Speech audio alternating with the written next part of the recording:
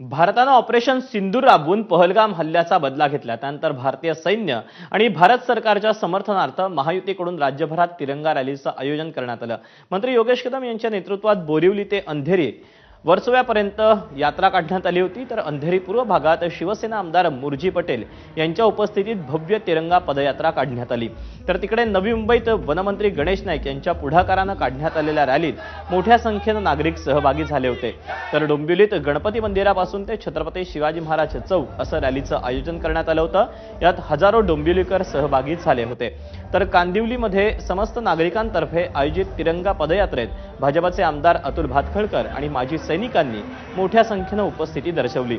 यावेळी भारत माता की जय, वंदे मातरम, पाकिस्तान मुर्दाबाद अशा घोषणांनी परिसर दणाणून सोडला होता।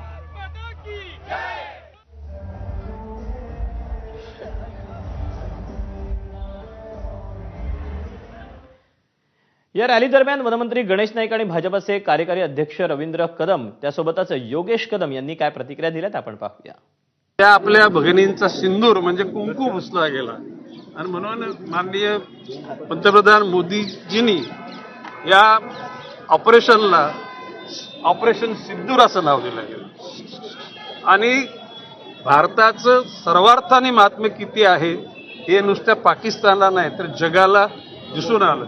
भविष्य काळामध्ये भारताच्या नांदाला कोणी लागणार नाही अशा प्रकारचा धडा शिकवलेला आहे। भारतीय सैन्याने केलेला पराक्रम देशाचे पंतप्रधान नरेंद्र मोदीजी यांच्या नेतृत्वामध्ये जे सिंदूर च्या नावाने जे ऑपरेशन पाकिस्तानी दहशतवाद्यांच्या विरोधात झालं, या पराक्रमाच्या पाठीमागे आणि हा दहशतवाद हा समूळ उपटून काढला पाहिजे म्हणून संपूर्ण देश हा सैन्याच्या पाठीमागे उभा आहे हे सांगण्यासाठी सर्व ठिकाणी या रॅली निघतायत।